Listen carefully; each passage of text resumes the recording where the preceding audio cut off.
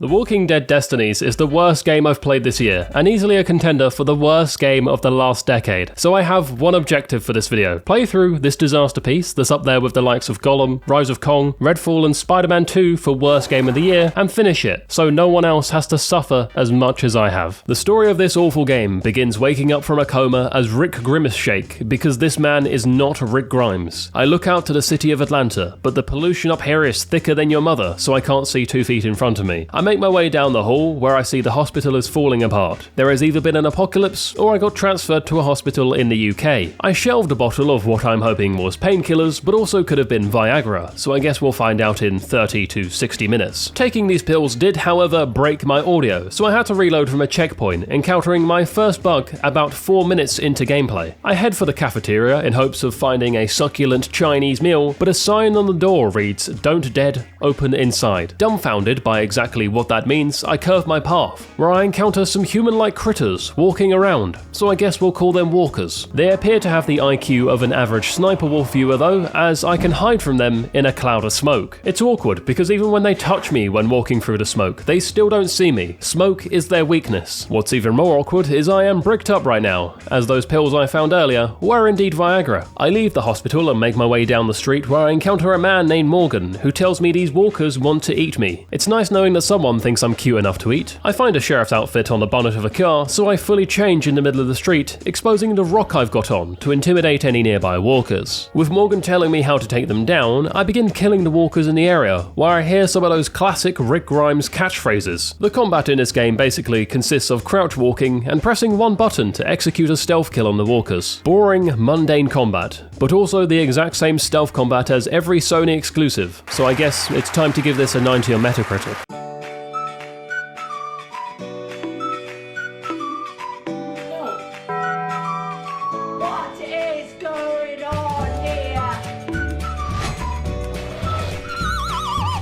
We make our way to Atlanta, where Rick gets stuck in a tank like it was a stepmother, and is saved by none other than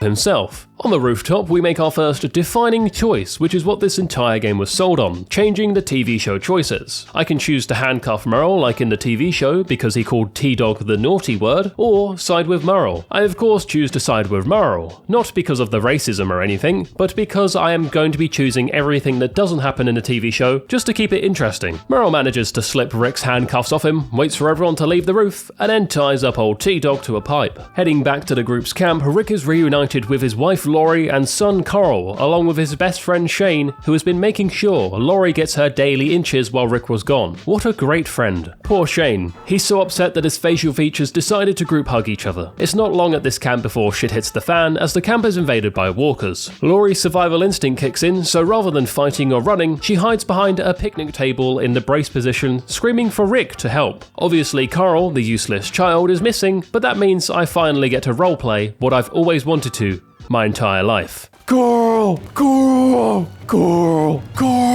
There he is. Now out on the road, tensions were running high as a conflict arose between Laurie and Shane. I jumped to the defense of the man who was banging my wife while I was in a coma, because bros before hoes. A walker then jumps out and scares off Carol's daughter Sophia, and what follows is probably the stupidest moment in the entire game. Rick runs off to save her, finds her after chopping down some walkers, and then rather than taking her back, decides to leave the child who was just missing while he fights some more walkers. I'm not a parent, thank Christ, but I don't think leaving a child who literally just ran away alone is a wise decision. What do you know? She was missing when we went back for her once we were done with the walkers. Oh well, one child down, at least we still have Carl. Oh wait, never mind, he gets shot in the chest. Honestly, name a better combination than Carl and catching stray bullets that weren't meant for him. My boy catches more strays than the person next to me at the urinal after a couple of beers. There was conveniently a farm nearby for plot reasons, with a veterinarian Herschel who could patch Carl up. Needing supplies for his recovery, Shane and Herschel's 16-year-old daughter Beth would head out to see what supplies they could find at a local school. We enter the school equipped with a pistol to light up those walkers. Now, of course, there is an easy joke to be made here about discharging your pistol inside an American high school, but you guys should know by now that I wouldn't scrape the bottom of the barrel with such humour. Everyone knows school shootings in America don't actually take place with a pistol. Shane would need to have an AR equipped for it to even be a realistic joke. Rather than boring you with the gameplay, I will instead show you this level of the game through bug experiences. like this one, where I had to survive the attack, but I found a spot where the walkers couldn't get to me, until they did and I died. Now, time for a little game. At the end of this level, I had to face a special walker. The question is, which unique zombie type will it be? Is it A, a walker that spits some dangerous acid, B, a big walker with big health, but a small brain, or is it C, a fast walker who lurks in the shadows jumping out at me?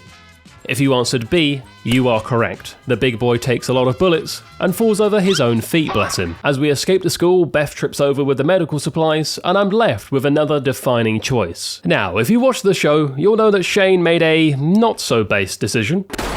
Betrayal. My Shane is different though. This man cares. This man makes the morally correct choices. He's not in it for himself. He's here to save people, even if that means sacrificing himself.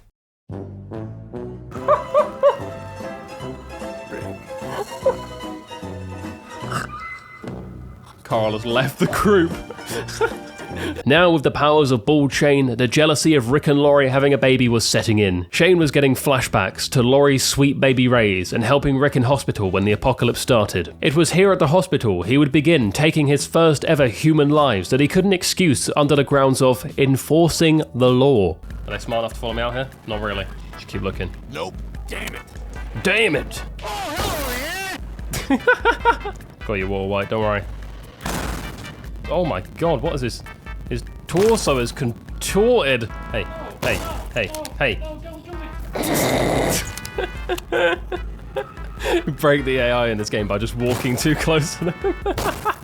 With Carl dead, our only hopes of having a kid survivor in this group were through Sophia somehow living. Never mind. With no kids alive, the tension between Rick and Shane had risen to an all-time high. This town wasn't big enough for the both of them. Rick had his things and his stuff, and Shane wanted to tell Rick something. The ultimate choice of who lives and who dies. Obviously, I chose Shane. Now it was time for the TV show moment we were all waiting for. The Rick boss fight. 6 to the face, 7 to the face, 8 to the face. My man is so good at taking loads to the face.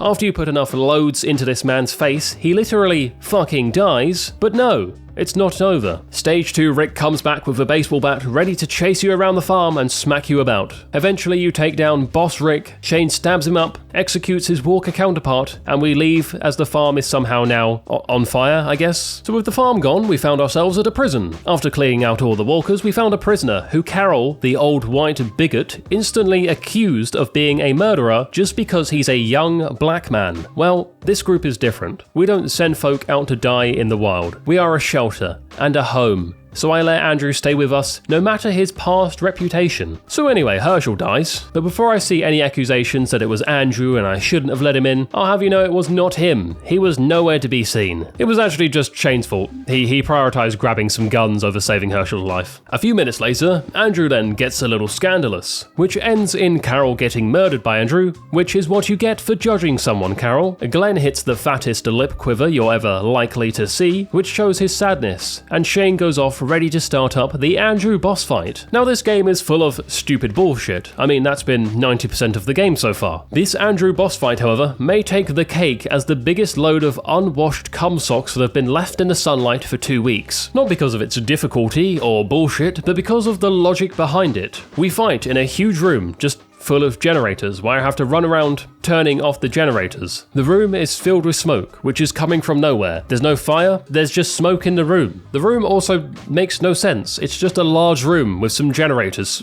That's all that's in the room. And Andrew, for some reason, is just lurking in the shadows, shouting insults at me like he's Daredevil or something. In a game where nothing really makes sense, this made the least sense. So once Andrew was deceased, we welcomed Judith the baby, unfortunately ending our run of having no kids in the group. Hopefully at some point we get the choice to leave Judith. Andrew has left the group.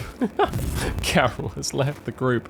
Ayo, with me in charge, the herd is thinning. So the next and last storyline for the game to tackle was the governor. We all know how it goes. Daryl saves Michonne, gets kidnapped himself, Michonne goes back to the prison, and Rick claps her cheeks. Well, the only thing is, Shane is alive, and so is Laurie. so the cheek clapping will be at a minimum here. Daryl has been taken by the governor, so Michonne visits Woodbury pretending to want to become a part of the community, but really, I'm just here to see T-Dog be this game's version of Merle. The governor gives us a delightful tour of Woodbury, and to thank him for his kindness and hospitality, we end off things by murdering his Walker daughter. The natural next step for that is for Daryl to fight T-Dog in some sort of Walker fight pit. I mean, it makes no sense why T-Dog would want to kill Daryl, given he played no part in his handcuffing, but don't question this bulletproof plot. Daryl kills T-Dog at the end of the fight, and then the rest of the lads arrive to take down Woodsbury. By take down, I mean Shane runs around the streets, blowing up their cars, while the guards make a half-hearted attempt to stop him using a fire axe and terribly coordinated teamwork. With all that done, it was time for the final showdown between the governor and my remaining survivors. My boy rolled up in a tank, because I guess they're just regularly available in Apocalypse, and I have to make a quick choice about who lives between Glenn and Michonne. Killing Glenn now would save him from a home run later on in life, but I couldn't do that to my...